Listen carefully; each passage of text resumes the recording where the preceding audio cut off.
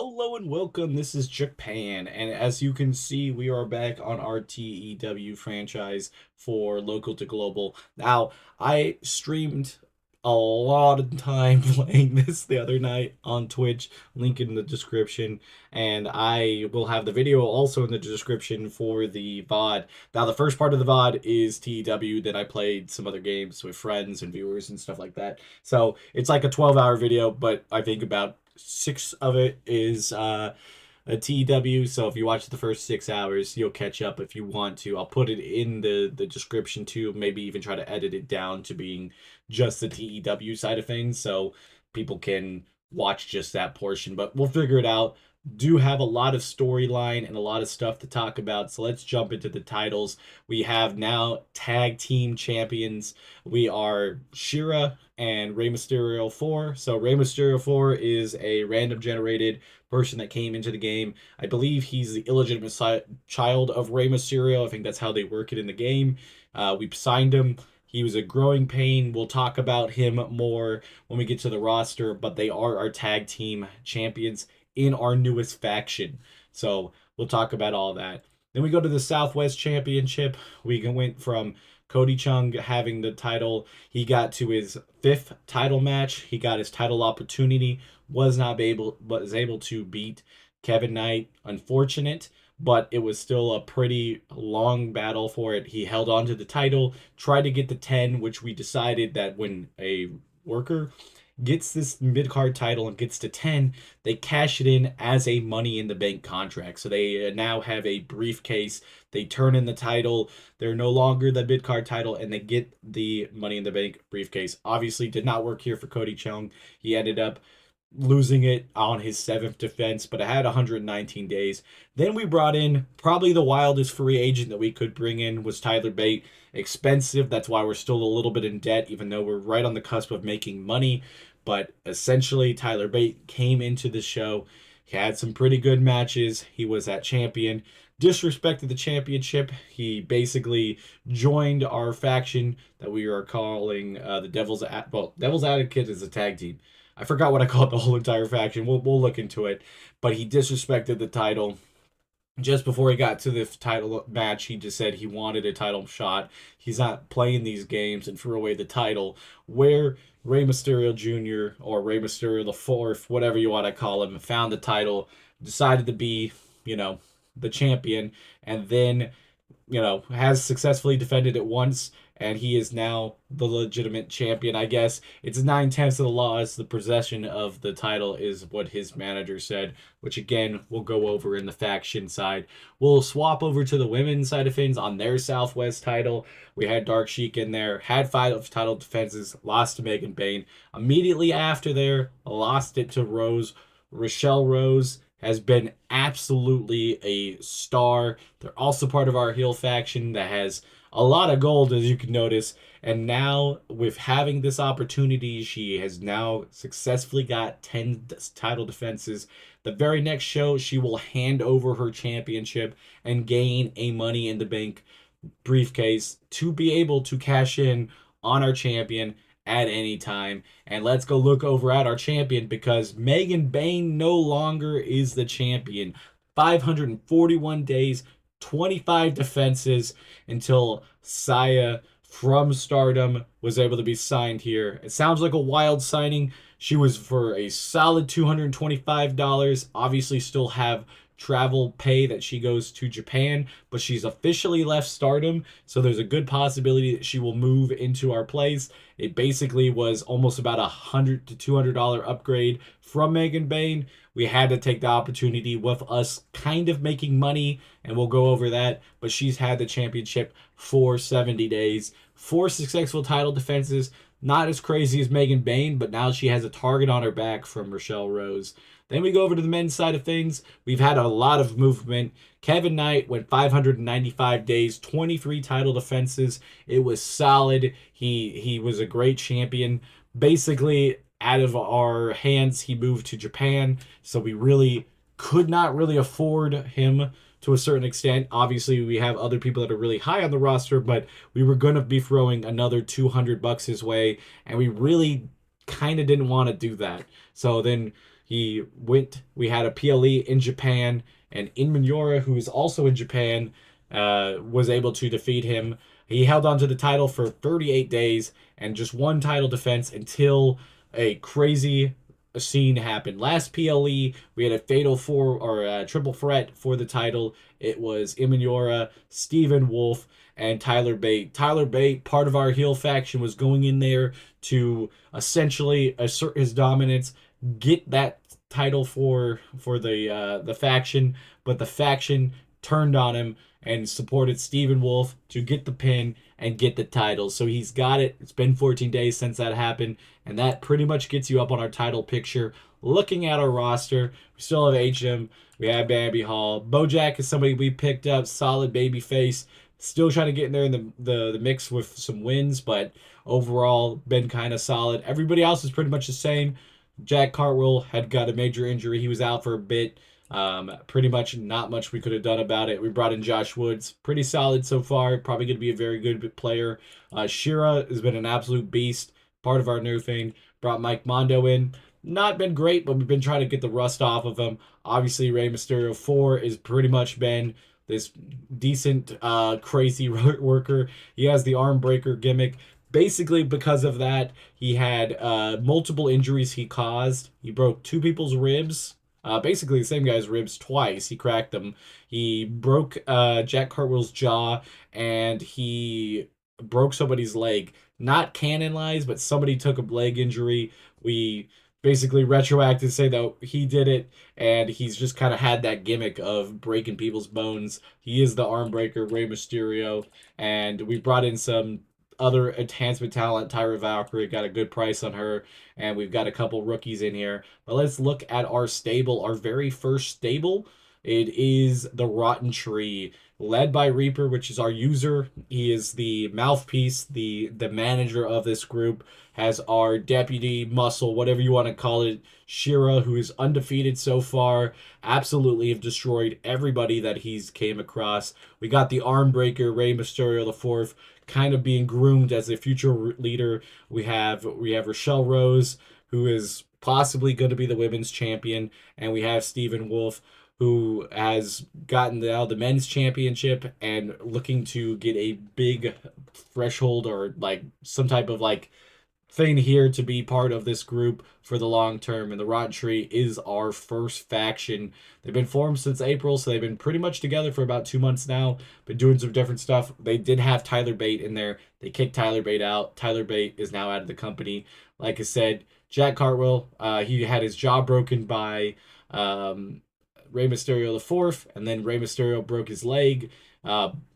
One was a botch, one was an outside thing, but it was claimed by Rey Mysterio. Contractually, as you can see, we've have a lot of people still here for long terms, but we are starting to lose our originals, and we have a lot of people in that 100-day mark that we will have to decide on, mainly being Megan Bain and Kevin Knight. Kevin Knight's already around $800, not going to be a thing for us. We just cannot afford that. We look at Megan Bain, it's already at $900, not going to be able to afford that either. So we are going to lose both of them. And we're going to hope to bring in some of these other people for the long term. Even Dark Sheik, who's done amazing for us. I would love to keep her. $120 might be a little rough to throw to a 40-year-old. Hoping that goes down a little bit. Hologram is also kind of low here. Hasn't really had the success that I've wanted him to have, but he's been a solid, in-ring worker for us. A lot of other stuff. Merchandise would still have been standstill. If you look at our finances, we had January and February months that we made money. Absolutely great that we were able to do that. After that, we got a little bit dicier and a little bit more expensive because we were building the storyline out on Twitch of having certain things happen and having to use certain people on cards, and we basically wanted to have the best storyline that we could, and that ended up costing us a little bit of money. Had a little bit of limited sales on stuff, but sponsorships, merchandise, other than from April to May, have gone up. I just think that was less shows that happened, but everything's been going up. Our money obviously is doing pretty solid, even though we're 9K in the hole. We've been in the hole since last September, so we've been just kind of, it's progressing, but not by much. Like, there's been money that's gone down. Like from December to January, it went down. From January to February, it went down. October went up a bit. It's starting to go up now, but we're still trying to work on it. We're in June, so it's not that crazy that we have some good stuff here.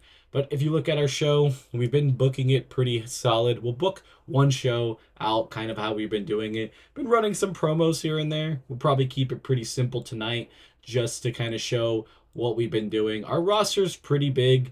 I know we're gonna lose some people soon, so we're probably gonna have to make some decisions. At whatever you guys do, we do have 14 popularity here in the Southwest. We're really close to getting that next size up. Very happy about that.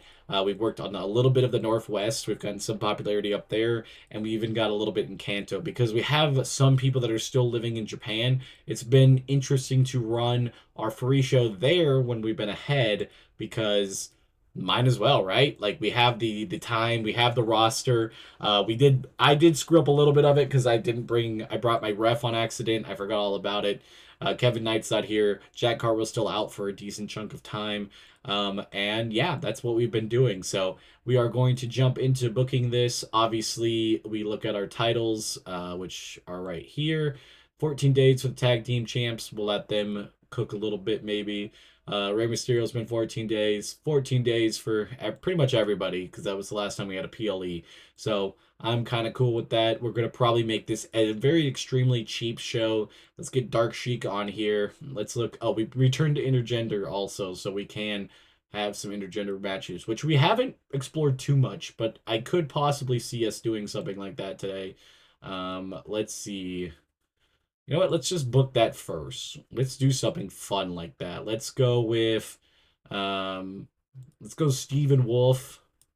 And how about Rochelle? Like that would be kind of a fun match. There we go. She'll be here. We'll go flip it on the other side.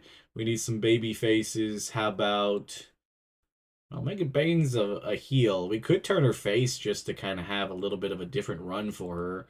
Man, I actually really don't know. I want to make this cheap, so I'm trying to think. Who do we really have here? Our women's roster's been solid, but also kind of struggling to get that second level to it, you know? How about Bojack being in here? See what he can do here. Obviously gonna have the champs win here. Pretty solid match. Gonna be a little bit of our money, so let's jump into doing some other stuff here. We could probably do Bojack in 2 matches, have him against Eric Hammer. Let's have Bojack win this one to build up on his thing. I would like to have maybe a triple threat that will cost a little bit of money, but I haven't been able to ran Danny Luna in here. Let's have her.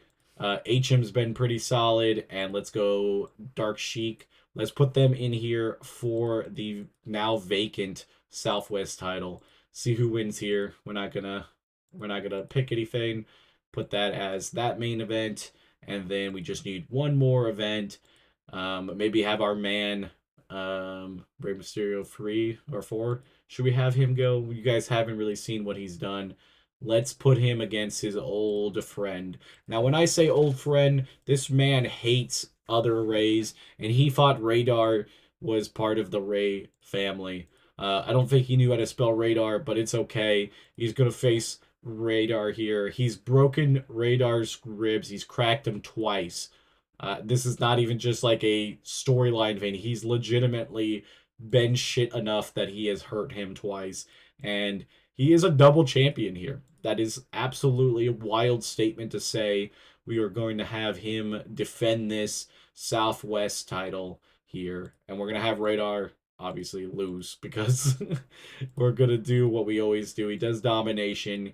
He just is that guy. I hate to say that, but he is that guy. Let's get a safe bet on this. Rey Mysterio 4 still needs some work. Looking at this, okay, we already know that we booked that there. The way we booked it, I don't want to see the vacancy. Rey Mysterio the 4th. He had a 31, probably one of his better matches. Makes title defense to 2.